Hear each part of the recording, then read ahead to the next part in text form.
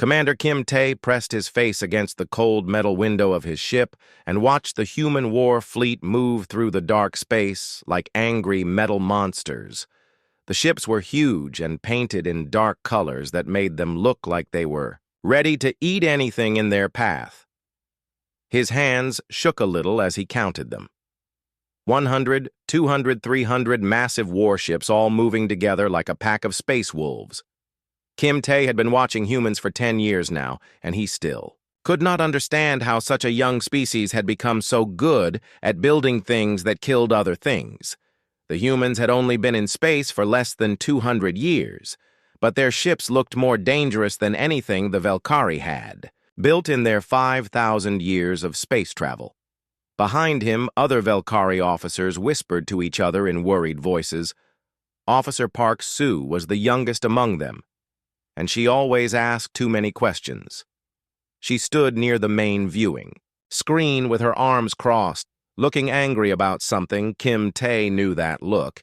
It meant trouble. The bridge of their ship was dark and quiet, like all Valkyrie ships. They preferred to watch and hide rather than fight. Their technology was better than human technology. But they had learned long ago that being better at building things did not always mean winning wars. The humans had taught the galaxy that lesson many times. Namwoo, the oldest officer on the ship, walked over to Kim Tae and pointed at the human fleet with one of his forearms. The Valkyrie looked like humans, but taller and thinner with extra arms that made them better at operating their complex machines. Namwoo had gray skin that showed his age and scars on his face. From the last time someone had tried to fight humans, the humans are going to fight the rebels in the Kepler system, Namwoo said in their clicking language. They will be gone for at least 6 months. Our scouts say the Thorian Empire is planning something while they are away. Kim Tae nodded. He had read the same reports. The Thorians were a powerful alien race that controlled 50 star systems. They had been watching Earth for years, waiting for the right moment to attack. They thought humans were dangerous and needed to be destroyed before they could spread to more worlds. The problem was that the Thorians were probably right. Humans were dangerous. Every species that had ever fought them learned this lesson the hard way or died trying to learn it. The Zelthari Empire had tried to conquer Earth 50 years ago. They sent 1,000 ships and expected an easy victory. The humans had only 200 ships at that time.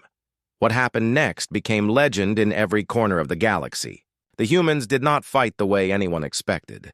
Instead of meeting the Zelthari in open battle, they broke their fleet into tiny groups and attacked from everywhere at once. They used their own asteroid belts as weapons. They crashed empty ships into Zelthari vessels at light speed. They even convinced some Zelthari officers to switch sides by showing them videos of what happened to prisoners of war. The Zelthari Empire surrendered after losing 800 ships in 3 months. They agreed to give humans advanced technology and promised never to attack Earth again. The surviving Zelthari ships were allowed to go home, but they carried a message that spread fear through the galaxy. Humans do not just win wars, they make war itself into an art form. Park Sue suddenly turned away from the viewing screen and walked over to Kim Tae and Namwoo. Her young face showed the kind of anger that came from watching something unfair happen. She was only 25 years old, which made her practically a child by Valkyrie standards, but she was also the smartest tactical officer Kim Tae had ever worked with. We should warn them, she said in the human language she had learned by listening to their communications. The Thorians have 800 ships hidden in the Proxima system. They plan to attack Earth as soon as the main fleet leaves. Namwoo made a sound like air escaping from a broken pipe, which was how Valkyrie laughed. The rule exists for good reasons, young one. He said, we do not interfere with human conflicts, ever. We watch, we learn, but we do not get involved, Park. Sue looked like she wanted to hit something. The rule is stupid, she said, switching back to their own language. How can we just watch while an entire species gets wiped out? It's not right. Kim Tae understood how she felt. When he first started watching humans, he thought they were just another young species that would burn out like so many others. But the more he watched, the more he realized that humans were something different. They did not just fight to win, they fought to survive, and they were very good at it. The High Council made the rule after studying human history. Nam Woo explained to Park Soo, every time an alien species tried to help or hurt humanity. During their wars, something terrible happened. The Krathari tried to give weapons to human rebels during their civil war. The humans used those weapons to win the war faster. Then they tracked down every Krathari base and destroyed them for interfering. Park Soo shook her head. That was different, she said. Those aliens were trying to make humans fight each other. We would be helping them survive. But that is exactly the problem. Kim Tae said quietly. When you help humans, they become stronger. When you fight humans, they become stronger. When you ignore humans, they still become stronger. The only safe thing to do is watch from far away and hope they never notice you on the viewing screen. The last human warship disappeared into hyperspace, heading for the Kepler system to fight rebels who probably did not know how badly they had already lost. Kim Tae felt a cold fear in his stomach as he realized that Earth now had only 30 ships left to defend an entire planet. Yi Hana, the communications officer, called out from her station. I am receiving Thorian fleet movements, she said. They are beginning to move toward Earth. Their estimated arrival time is 72 hours. Park.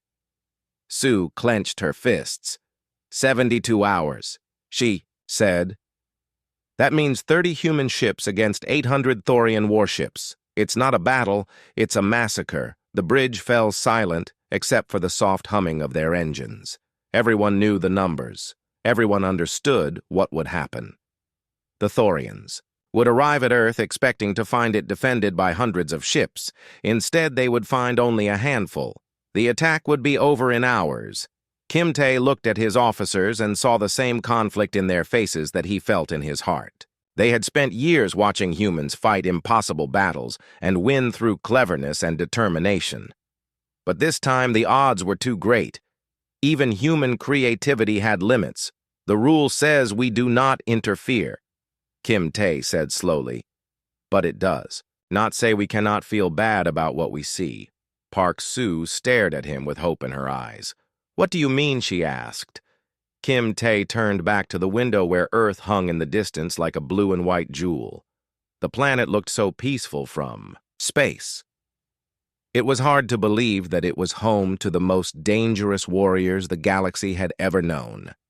I mean that we will follow the rule, he said, but we will also remember what we see, and maybe someday the rule will change. Park. Soo nodded, but Kim Tae could see she was not satisfied with his answer.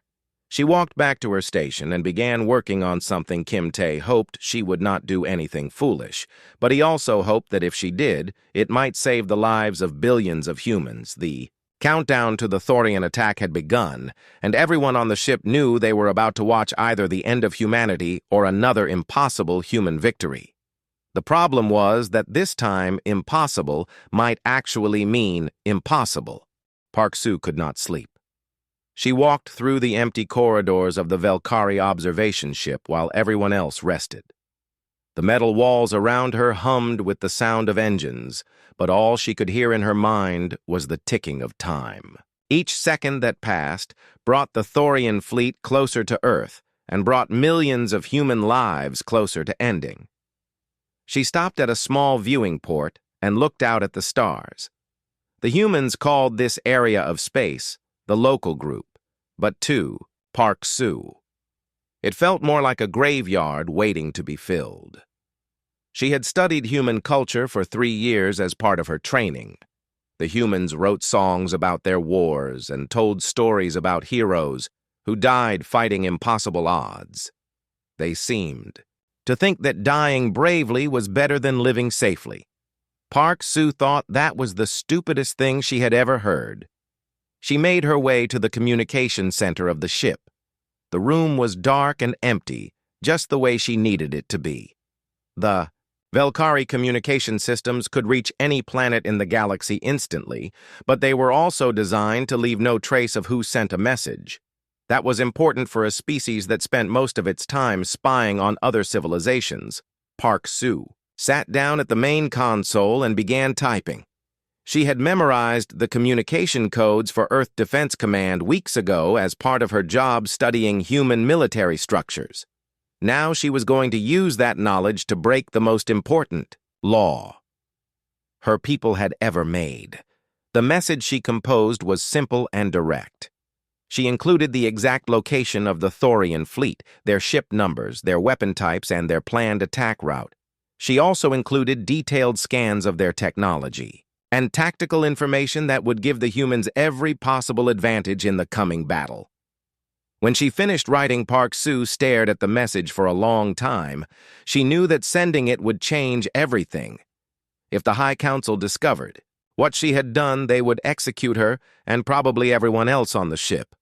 But if she did nothing, she would have to watch an entire planet burn.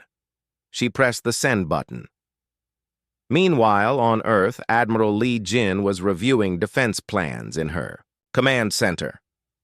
When the message arrived, her aide, Captain Cho Min, brought her the decoded transmission with a confused look on his face. "Admiral, this came through our deep space receivers," he said, "but we cannot identify the source. The encryption is unlike anything we have seen before." Li Jin read the message 3 times before she believed what she was seeing. Someone had sent them complete intelligence on a massive alien fleet that was heading toward Earth in less than 60 hours.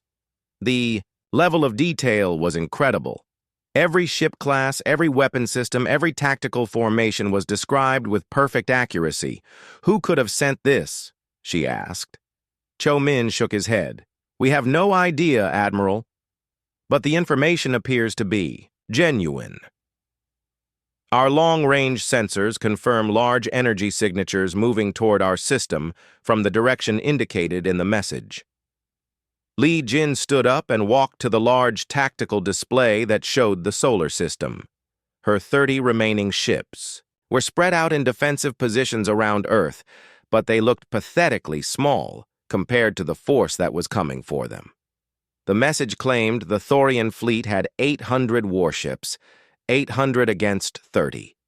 She said quietly, "Those are not good odds." Cho Min cleared his throat. "Admiral, perhaps we should recall the main fleet from the Kepler system. They could be back here in 4 days. Li?" Jin shook her head and smiled grimly. "If we pull our forces back from Kepler, the rebels will overrun 3 colony worlds and kill millions of our people. We cannot abandon our duty to save ourselves. That is not what humans do," but Admiral Cho Min started to say. Li Jin held up her hand to stop him. "Captain, do you know why other species fear us?" she asked. Cho Min thought for a moment. "Because we are unpredictable, Admiral Li." Jin nodded. "That is part of it. But the real reason is that we never fight the way our enemies expect us to fight. When they come at us with overwhelming force, we do not try to match their strength. We find another way." She turned back to the tactical display and began marking positions around the solar system. "I want all ships to break into groups of 5, she said. "We are going to spread out and use our home system against them." Cho Min looked confused. "Admiral, that goes against every rule of fleet tactics. When facing superior numbers, you concentrate your forces, not divide them." "Li." Jin smiled again. "That is exactly what they expect us to do, which is why we are going to do the opposite. Send orders to all captains. I want detailed surveys of every planet, every moon, every asteroid belt in our system. We are going to turn our entire neighborhood into a weapon back on the Velkari ship." Kim Tae woke up to find alarms ringing throughout the vessel. He stumbled to the bridge where Nam Wu was shouting orders in their clicking language. The main display showed Earth Defense Command sending urgent messages to ships throughout the solar system. "What is happening?" Kim Tae asked. Nam Wu turned to him with anger in his 4 eyes. Someone sent the humans information about the Thorian attack, he said. The humans know exactly when the fleet will arrive and exactly how many ships they face. Kim Tae felt. His blood turned cold. Who would do such a thing? He asked, but even as he said it, he knew the answer. Park Soo stepped forward from her station. Her young face showed no shame or fear, only determination. It was me, she said. I sent them the information, and I would do it again. The bridge erupted in angry voices. Nam Wu called her a traitor. Yihana said she had doomed them all. Other officers demanded that Kim Tae arrest her immediately and send a message to the High Council confessing their failure. To maintain discipline, Kim Tae held up his hands for silence. When the shouting stopped, he walked over to Park Soo and looked into her eyes. Why, he asked simply. Because it was right. She said, because sitting here and watching genocide happen makes us no better than the killers themselves, because someone had to choose between following rules and saving lives. Nam Wu stepped forward, Commander. She has violated our most sacred law, she said. The penalty is death for her and exile for all of us. The High Council will not forgive this. Kim Tae nodded. I know, he said, but what is done cannot be undone. Now we must decide what to do next. Yihana spoke up from her communication station.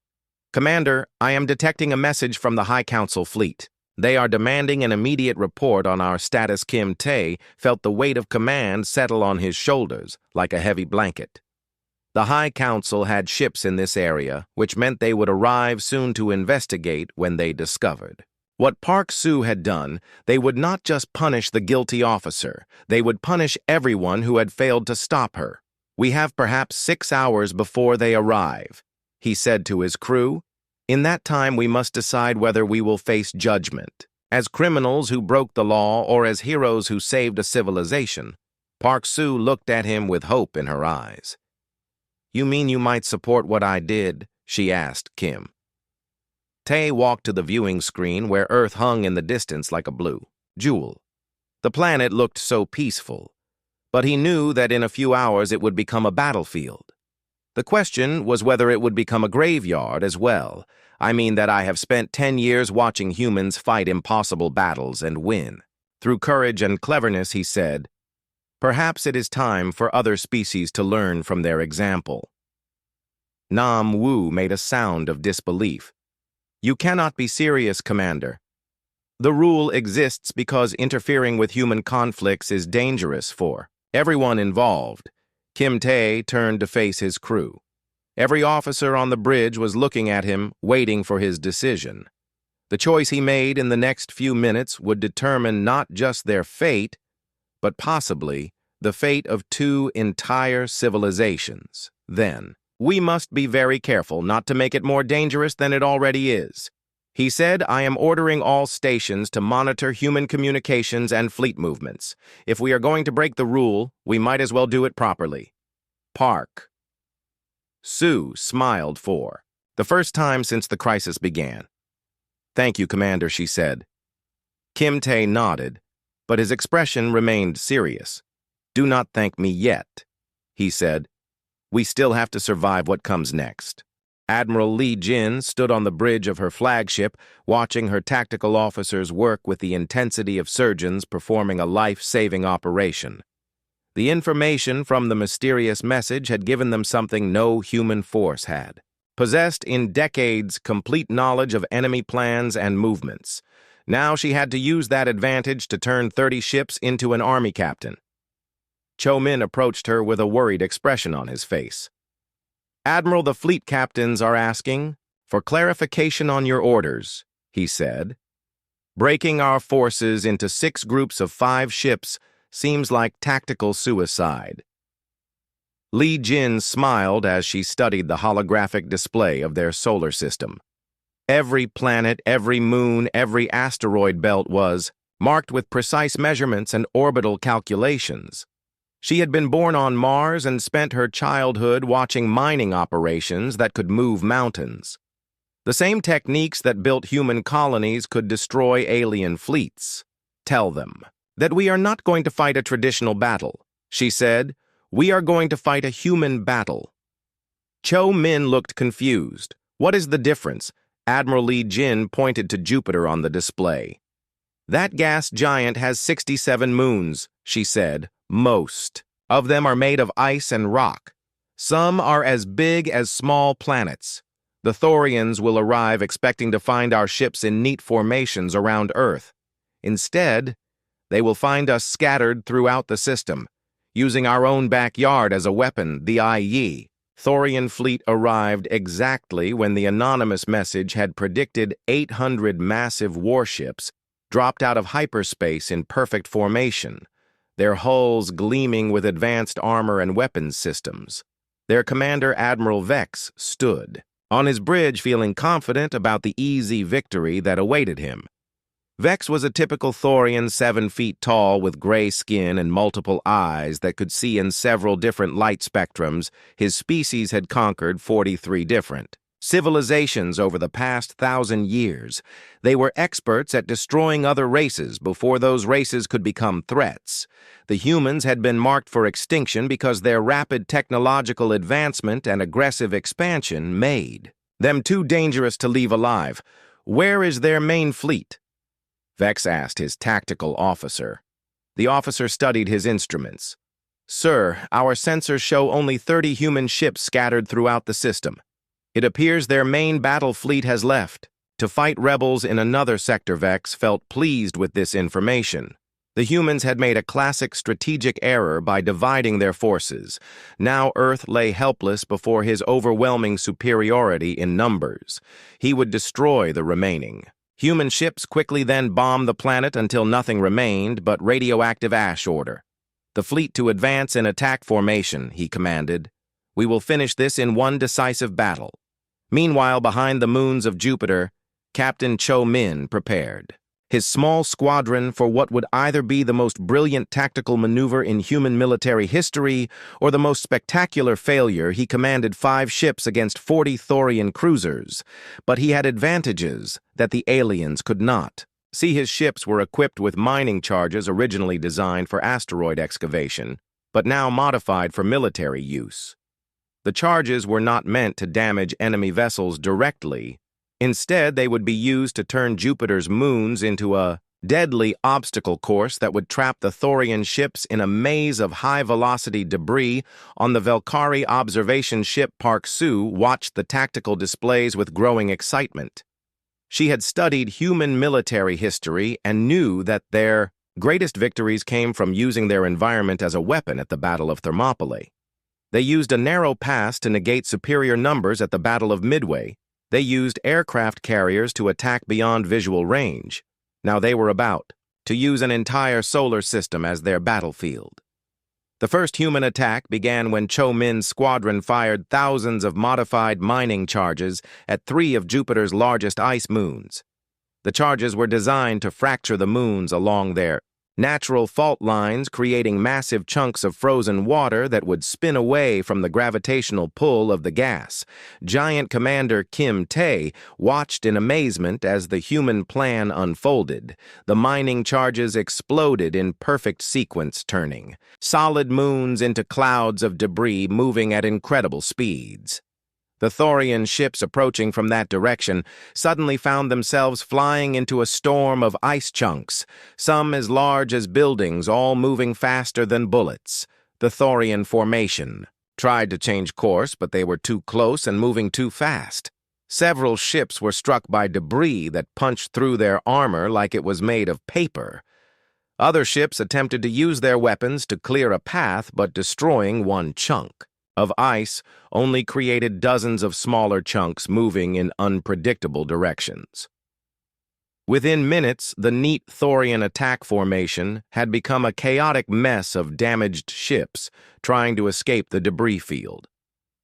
Admiral Vex watched in disbelief as 40 of his cruisers were disabled or destroyed, not by human weapons, but by pieces of moon turned into projectiles. "What kind of insane tactic is this?" he demanded.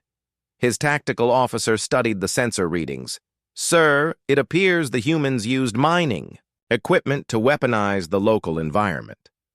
They turned Jupiter's moons into a kinetic bombardment system. Vex felt a chill of fear run through his body. He had studied human military history and knew they were unpredictable, but this level of tactical innovation was beyond anything he had imagined. They were not just fighting with their ships, they were fighting with their entire solar system, order the second wave to avoid the Jupiter system he commanded. We will attack from a different angle, but the humans were already executing the next phase of their plan. Near Mars, another group of 5 human ships, led by Captain Park Yu, had landed on the planet's surface and were using industrial mining equipment to launch massive rocks into space. The red planet's low gravity made it easy to accelerate large objects to incredible velocities. The Thorians approaching Mars found themselves under bombardment from the planet itself. Rocks the size of buildings launched at high speed smashed into their ships faster than their point defense systems could track. The Thorian admiral had never seen anything like it in 1,000 years of military service. Park Sue translated the panicked Thorian communications for her crewmates on the Valkyrie ship. "Their fleet commander is calling for reinforcements," she said. "He claims the humans are using impossible tactics that violate the accepted rules of space warfare." Namwu made the clicking sound that indicated Valkyrie laughter. "The humans have never cared about accepted rules," he said. "That is what makes them so dangerous." Kim Tae watched as a third group of human ships disappeared into the thick atmosphere of Venus. The gas clouds around that planet would hide them from Thorian sensors. While they prepared their next surprise attack, the humans were not fighting like any other species in the galaxy. They were fighting like the solar system itself had declared war on the invaders. Admiral Vex realized that he had made a terrible mistake in underestimating the human defenders. His fleet had superior numbers and technology, but the humans had something more valuable. They had imagination. They were turning every planet and moon into a weapon, using their own environment against invaders who had never faced such tactics. "Order all ships to retreat to a safe distance," he commanded. "We need to reassess our strategy," but it was too late. The human trap was already closing around them from multiple directions. The remaining groups of human ships were moving into position, using asteroids and comets as cover, while they prepared to attack from angles the Thorians could not predict or defend against. Park Sue felt a mixture of pride and terror as she watched the battle unfold. She had broken the most important rule of her civilization, to give the humans a fighting chance. Now she was seeing why that rule existed in the first place. When humans fought for their survival, they became something more than just another species. They became a force of nature that could not be stopped by conventional military thinking. The trap was set, and the Thorians were about to learn why the galaxy feared Earth's fleet, even when it was outnumbered 26-1. The third day of fighting turned Admiral Vex's overwhelming advantage into a nightmare that would haunt Thorian military doctrine for generations. The humans had stopped fighting like a traditional space navy and started fighting like a pack of predators that understood every hiding spot and trap in their territory. Each group of 5 human ships struck with perfect coordination, then disappeared before the Thorians could respond. Captain Park Yu led her squadron through the asteroid belt, between Mars and Jupiter, using the spinning rocks as cover while she hunted Thorian supply ships. The enemy had brought enough ammunition and fuel to conquer an entire star system, but they had never planned for a war of attrition against opponents who knew how to stretch every resource. The human ships moved like ghosts between the asteroids, appearing just long enough to destroy a target before vanishing again. On Venus, the situation was even worse for the Thorians. The thick, poisonous atmosphere of the planet made their sensors useless while the humans moved through the clouds like they were born there. Captain Kim Wei commanded the Venus squadron, and he had grown up on a mining colony where thick atmosphere and poor visibility were normal parts of daily life. His ships could navigate the toxic clouds by using echolocation and gravitational sensors, while the Thorians flew blind. The fourth human squadron had taken control of Saturn's rings, turning the billions of ice chunks and rocky debris into a three-dimensional battlefield where ambush was always possible. The Thorians sent 40 ships to clear the rings, but found themselves fighting enemies who could hide behind chunks of ice and attack from any direction. Captain Lee. Sol knew every hiding spot in the rings because her father had been a ring miner who taught her to read the complex orbital patterns of the debris, but the most terrifying attacks came from the 5th Squadron operating in the outer system where comets and dark asteroids provided perfect camouflage. Captain Yu Min had modified his ships to run on minimal power, making them almost invisible to sensors. His squadron would drift silent and cold like pieces of space debris until Thorian ships came within range. Then they would power up all systems and attack with devastating surprise. Admiral Vex tried every tactic in the Thorian military manual. He sent scouts ahead of his main forces, but the humans destroyed them before they could report back. He tried to concentrate his remaining ships into defensive formations, but the humans simply attacked from directions that should have been impossible. He even attempted to retreat to a safe distance, but discovered that there was no safe distance.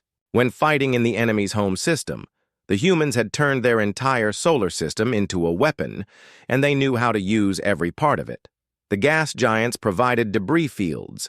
The inner planets offered gravitational slingshot opportunities. The asteroid belts created perfect hiding spots, and the comets from the outer system could be redirected to impact enemy ships at incredible velocities. By the end of the 4th day, Vex had lost over 300 ships to an enemy force that numbered only 30 vessels.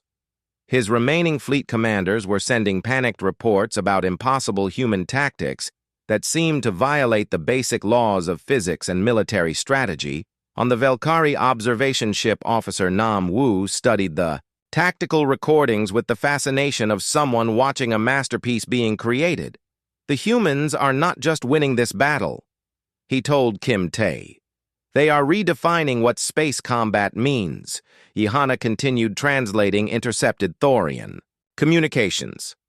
The enemy fleet is requesting immediate reinforcement, she reported. Their admiral is claiming that the humans have access to unknown alien technology because no single species could coordinate such complex attacks. Park Soo felt a deep satisfaction as she watched her decision to break the rule prove itself correct. The humans were not just surviving the overwhelming attack, they were turning it into a lesson that would be remembered across the galaxy. But she also knew that the most dangerous part of the battle was still coming. Admiral Lee Jin received reports from all 5 squadron commanders as they prepared for the final phase of their defense. The Thorians had lost more than half their fleet, but they still had enough ships to destroy Earth if they could reach it. Her 30 ships had been reduced to 27 after casualties from the extended fighting, but every human vessel remaining was now experienced in the new type of warfare they had created. Enemy is pulling back to regroup, Admiral Cho Min reported. They are trying to form a defensive circle around their remaining command ships. Lee. Jin smiled as she studied the tactical display. The Thorians were finally doing what she hoped they would, consolidating their forces into a single large target. Now it was time to show them what happened when humans stopped playing defensive games and decided to finish a fight signal. All squadrons, she ordered. Begin the final attack pattern. The last phase of the battle began at dawn on Earth, as the planet rotated to face the area of space where the Thorian fleet had gathered their remaining 400 ships. The humans did not approach in formation or announce their attack with long-range bombardment. Instead, they came from 6 different directions, simultaneously, using every trick they had learned in 4 days of unconventional warfare. Captain Cho Min's squadron emerged from behind Jupiter's debris field, moving at high speed on a collision course with the Thorian left flank. Captain Park Yu's ships used Mars as a gravitational slingshot to approach from below, while Captain Kim Wei's squadron burst out of Venus's atmosphere with their hull temperatures glowing red-hot. From their passage through the toxic clouds, the Saturn squadron, led by Captain Lee Sol, came spiraling in along the plane of the rings, using the ice chunks as shields against enemy fire, while Captain Yu Min's outer system ships approached dark and silent until they were close enough to fire their weapons point-blank into Thorian engine sections. The Sixth Squadron, commanded by Admiral Li Jin herself, came straight from Earth, carrying modified mining charges that could crack open the largest Thorian battleships. Admiral Vex watched in horror as his carefully planned defensive formation collapsed under attacks from every possible angle. His ships were designed to fight in open space where superior firepower and armor could decide the outcome. Instead, they were being hunted by opponents who fought like space pirates and terrorists, using hit-and-run tactics that made coordinated defense impossible. The Thorian admiral tried to order his fleet to break out of the trap and retreat to a safe distance, but discovered that the humans had been planning this moment for 4 days. Every possible escape route was blocked by debris fields or defended by human ships positioned with mathematical precision. The battle became a rout as Thorian ships tried to flee in every direction, only to find human squadrons waiting to destroy them. The disciplined formations that had conquered 43 civilizations disintegrated into panic as individual ships tried to save themselves. Commander Kim Tae watched the final destruction of the Thorian fleet with a mixture of awe and terror. "Now I understand why our ancestors created the rule," he told his crew. "The humans do not just defeat their enemies, they make victory look like an art form park." Sue nodded as she watched the last Thorian ships surrender or flee the solar system. "The rule was created to protect other species from getting involved in human conflicts," she said. "But sometimes being involved is the only way to choose the right side." The hunt was over, and the humans had proven once again that they were the most dangerous predators in the galaxy, not because they were stronger or better armed than their enemies, but because they could turn any environment into a battlefield, and any disadvantage into an opportunity for victory. Admiral Vex sat in the command chair of his damaged flagship, surrounded by the wreckage of what had once been the most powerful battle fleet in Thorian history. His ship's communication systems crackled with desperate messages from the few vessels that remained operational, most of them begging for permission to surrender or flee the solar system. The humans had destroyed over 600 Thorian warships in 5 days of fighting using only 30 vessels and tactics that no military academy in the galaxy had ever taught. The Thorian admiral's multiple eyes stared at the tactical display showing the positions of the remaining human ships. They moved through the debris field created by their own victory with the confidence of apex predators, who had just proven their dominance over a much larger rival species. Vex had commanded fleets for 300 years, but he had never seen anything like the systematic destruction these humans had accomplished. In desperation, Vex opened a communication channel to the Thorian High Command on his homeworld, hoping that reinforcements might still arrive in time to salvage something from this disaster. The response he received would change not just the outcome of this battle, but the balance of power. "Throughout the galaxy, your fleet is lost." "Admiral," the voice of Supreme Commander Crix echoed through the bridge. "Prepare to implement final protocol." 7 Vex felt his blood turn cold. Final Protocol 7 was a plan so secret that only 5 Thorian leaders knew of its existence. It involved the systematic extermination of every intelligent species in the galaxy, starting with those deemed most dangerous. The humans were at the top of that list, but they were not the only targets. Over 40 different civilizations had been marked for destruction in a campaign that would take centuries to complete, Supreme Commander. "The protocol requires massive resources. We have lost most of our battle fleet," Vex protested. "The losses are acceptable," Commander Crix replied coldly. "The humans have proven even more dangerous than our projections indicated. If we allow them to continue expanding, they will eventually threaten our homeworlds directly. Better to sacrifice one fleet now than face extinction later." The communication ended, leaving Vex staring at his tactical displays with new understanding. The attack on Earth had never been about conquest or territorial expansion. It had been the opening move in a war of extermination that would not end until either humanity was dead or the Thorian Empire was destroyed. On the Velkari observation ship, Yi Hana intercepted the Thorian communication and quickly translated it for the rest of the crew. Her hands shook as she read the decoded message, revealing the true scope of the alien plan. "Commander, the Thorians are not just trying to conquer human space," she said.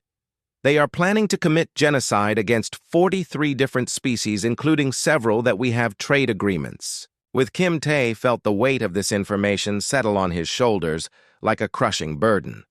The decision to break the rule and help humanity was no longer just about saving one species. It was about preventing a galactic holocaust that would destroy dozens of civilizations. Park Soo had not just violated Velkari law, she had potentially saved half the known galaxy from extinction. "Send a message to Admiral Lee," Jin Kim Tae ordered. "Include everything we have learned about Thorian plans and capabilities. It is time to stop pretending we are neutral observers." "Park." Sue looked surprised. "Commander, are you sure?" "Once we make direct contact, there will be no hiding our involvement, Kim." Tae nodded grimly. "We are already involved," he said. "The only question is whether we will be remembered as the species that helped prevent genocide or the species that stood by and watched it happen."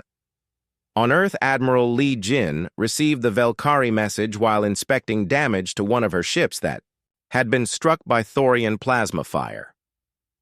The information contained in the transmission was so detailed and comprehensive that she knew immediately it had come from the same source as the original warning about the attack. Captain Cho Min read the decoded message over her shoulder and whistled in amazement.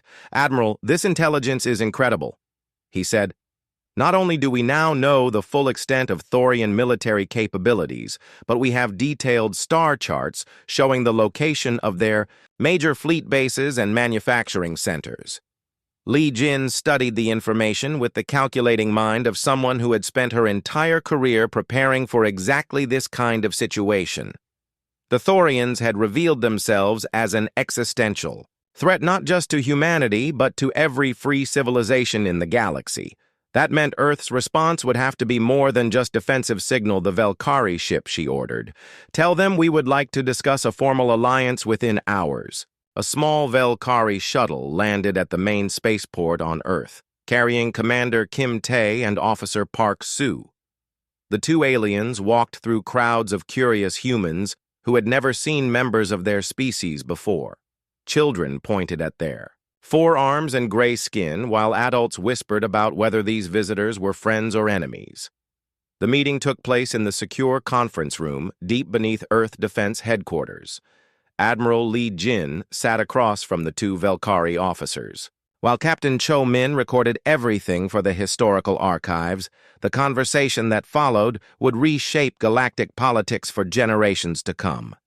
"Commander Kim Tae, your people have saved billions of lives by sharing information about the Thorian attack." Lee Jin began.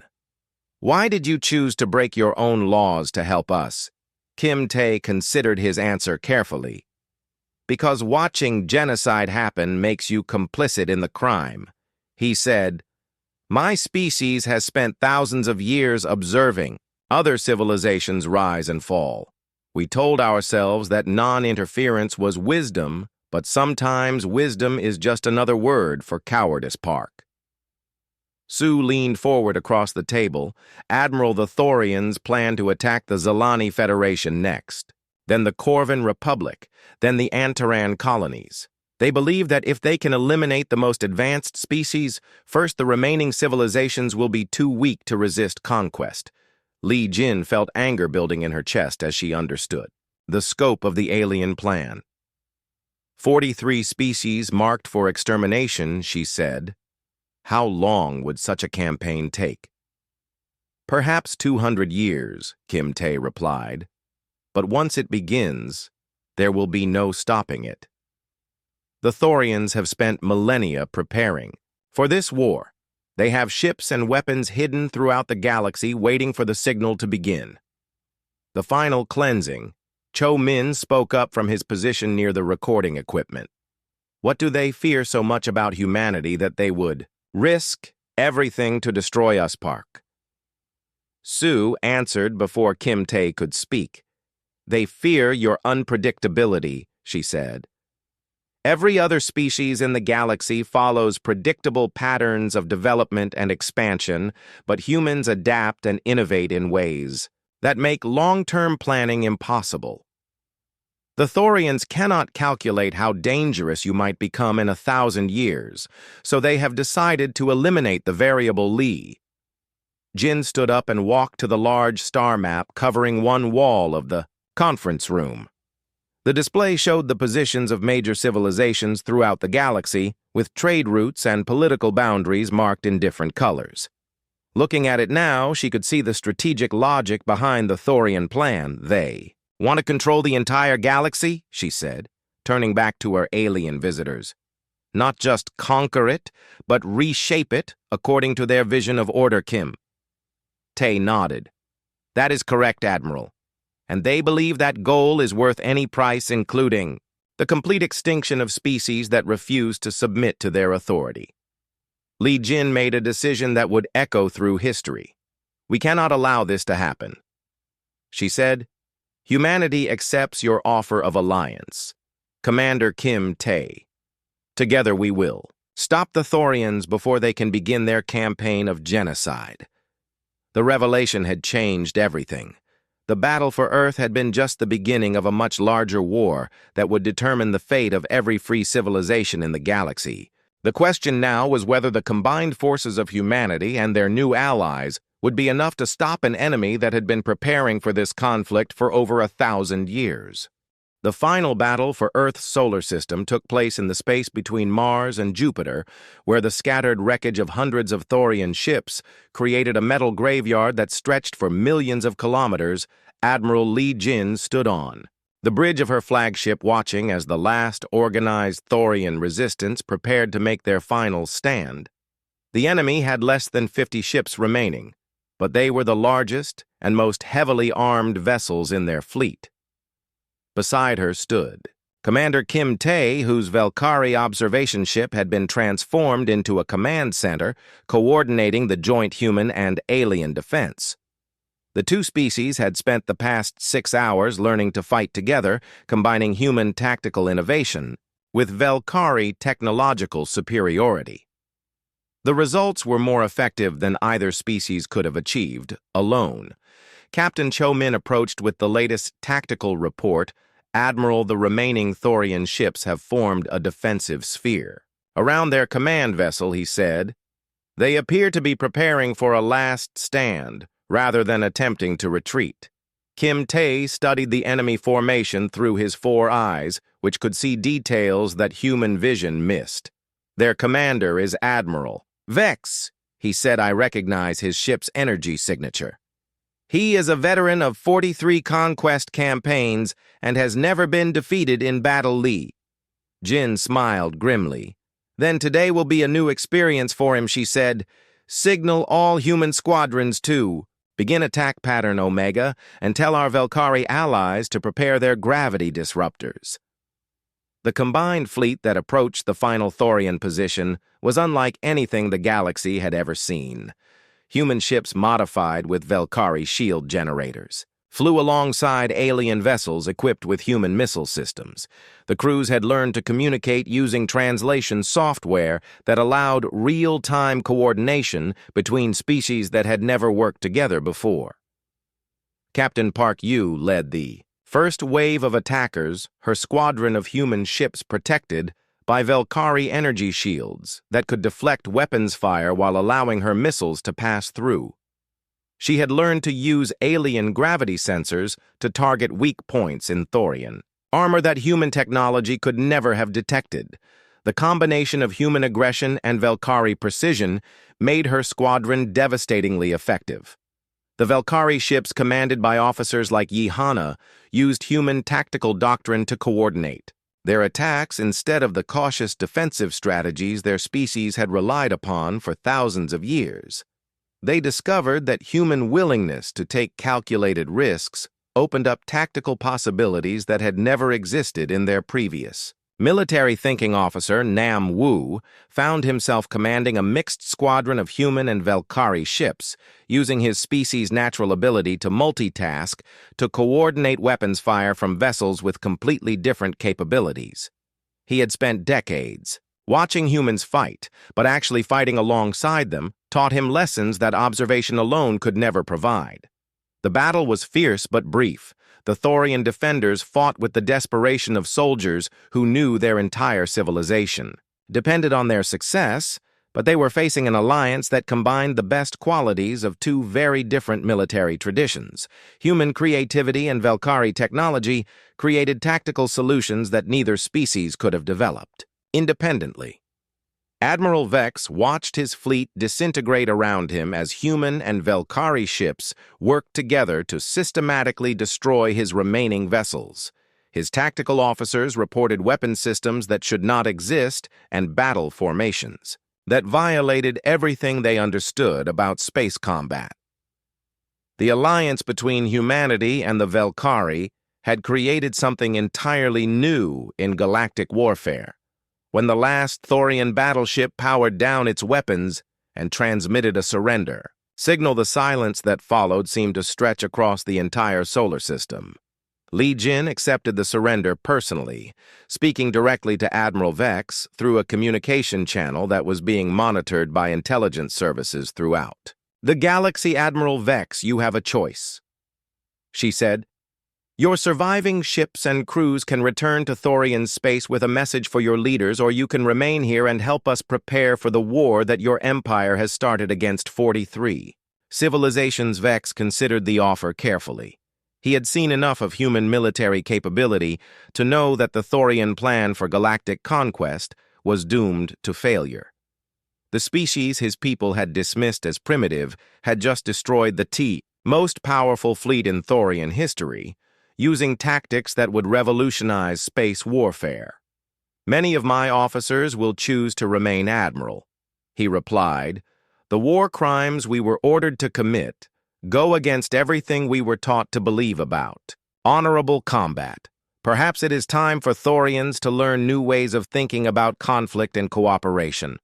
Park Sue felt a deep satisfaction as she watched former enemies shake hands and begin planning joint operations against the real threat to galactic peace.